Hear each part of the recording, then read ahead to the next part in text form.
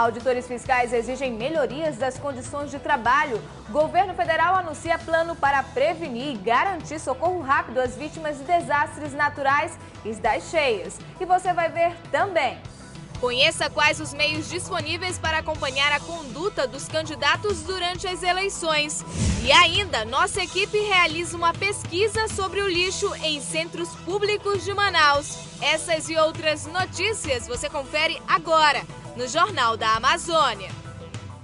Olá, boa noite. Em Manaus são 21h17. Neste momento, ocorre um incêndio na Vila Georgette, no centro de Manaus. Ele começou por volta das 21 horas, por volta das 20 horas. Segundo o morador Alino Ferreira, houve um estrondo e, de repente, o fogo começou. Como o local é de difícil acesso, outras casas da vila estão sendo atingidas pelas chamas. O Corpo de Bombeiros ainda não informou se há vítimas e a imprensa não está tendo acesso direto ao local. E auditores fiscais de todo o Brasil promoveram um protesto devido à falta de negociação do governo federal. Na capital amazonense, essa mobilização ocorreu às 8 horas da manhã, em frente à Superintendência Regional do Trabalho. Esses servidores, representados por suas entidades classistas, estão desde 2011 tentando uma negociação real com o governo federal.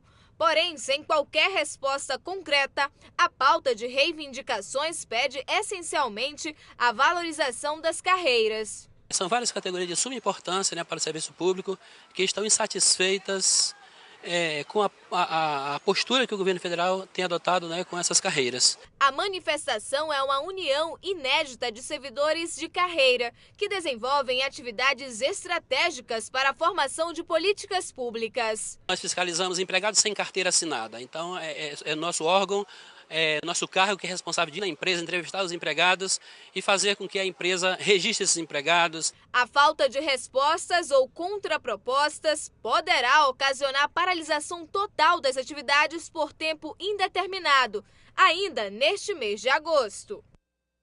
Uma nova pesquisa nas capitais brasileiras aponta que o preço da cesta básica continua subindo. No mês de julho, a alimentação no Pará esteve mais cara. Os dados divulgados pelo DIEESE mostram que o valor da cesta básica aumentou nas 17 capitais brasileiras pesquisadas. No Pará, a cesta básica custava R$ 252,97 no mês de junho. Com um reajuste de 2,74%, a atual cesta básica custa R$ 259,89. O tomate e a banana são os alimentos que mais contribuem para o aumento, pois tiveram alta nos preços. Já o açúcar, o feijão e a manteiga apresentaram queda de preço no último mês. A pesquisa mostra ainda que para comprar os 12 itens da cesta básica, 45% do atual salário mínimo fica comprometido. Belo Horizonte, Rio de Janeiro e Porto Alegre foram as capitais que tiveram aumentos mais expressivos. O câncer de mama é o segundo mais frequente do mundo e não atinge somente as mulheres. Mesmo sendo rara, existe a incidência da doença entre os homens. Não é uma doença exclusivamente feminina. O câncer de mama também atinge o sexo masculino. O câncer de mama em homem é muito raro. De todos os tipos de todos os cânceres de mama, juntando homem e mulher, o câncer de mama em homem é em torno de 1%. 99% das causas do câncer de mama é na mulher. 1% somente chega a ser um caso de câncer de mama em homem. Diferente da mulher, nos homens não há como rastrear o tumor, mas é possível detectar o nódulo através do toque. Mas a gente não tem uma idade para começar a fazer esse rastreamento protocolado em todos os homens. Por exemplo, a idade do câncer de mama em homem é em torno de 60 a 70 anos de idade. Mas a gente não tem nessa faixa etária um protocolo como nós temos uma pesquisa de câncer de próstata em homem, para fazer um rastreamento através do toque retal, através do PSA e do visita ao urologista. Então, geralmente, 90% das vezes do câncer de mama em homem, o primeiro sintoma que aparece é um nódulo que não dói, que é endurecido na região mamilar. Os riscos e o tratamento do câncer de mama nos homens são parecidos com o da mulher. O que modifica é o tipo de cirurgia e a faixa etária de incidência, que nas mulheres é dos 40 aos 50 anos e nos homens é de 60 a 70 anos. O tratamento é através da cirurgia, quimioterapia e hormonioterapia quando for necessário.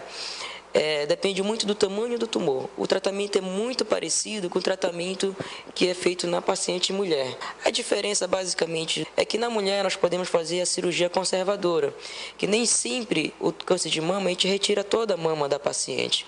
No caso do homem, não. Como a mama já é pequena, nós tiramos todas a mama do homem. Geralmente, a gente não preserva a mama. Genética e doenças que alteram a quantidade de hormônios, bem como fatores externos, como o álcool e o tabagismo, influenciam no aparecimento da doença. Geralmente, o câncer de mama no homem está relacionado com uma diminuição do hormônio masculino, alguma patologia que diminua o hormônio masculino, por exemplo, alguma doença testicular, em que esse homem vai ter uma deficiência do hormônio masculino, ou aumento do hormônio feminino, como, por exemplo, o uso de drogas, estrogênios que as pessoas podem usar, por exemplo, os transexuais, que possam usar hormônios exógenos, injetam um medicamento hormonal feminino para poder criar seio, alguma patologia que aumente o hormônio feminino naturalmente, que produza hormônio feminino, ou até mais, a obesidade também, a concentração do hormônio feminino fica mais alta no paciente que é obeso, devido ao tecido adiposo, alcoolismo, fumo também pode aumentar a causa do câncer de mama em homem. Os pedestres que trafegam diariamente pela Avenida Humberto Calderaro Filho, antiga Rua Paraíba, zona centro-sul de Manaus, já podem contar com uma passarela para fazer a travessia de forma mais segura. Antes, as pessoas disputavam espaço com os veículos. Evitar atropelamentos e diminuir congestionamentos são os principais objetivos para o uso da passarela em vias de grande fluxo veicular. E contando com isso, nesta quarta-feira, dia do pedestre, a população recebeu uma passarela na Avenida Paraíba. Toda travessia em nível, o pedestre junto com o veículo, sempre tem um risco, porque o pedestre ele acaba sendo a peça mais frágil nesse processo. Quando você implementa um dispositivo que é uma passagem de pedestre elevada, que é a passarela, só tem ganhos para a segurança, principalmente para o pedestre, porque ele deixa de entrar em conflito com os veículos. O Manaus Trans ficou responsável pela acessibilidade dos pedestres, tanto pela passarela quanto pela via. Um laudo produzido pelo órgão permitiu a liberação da passarela para a circulação de pessoas.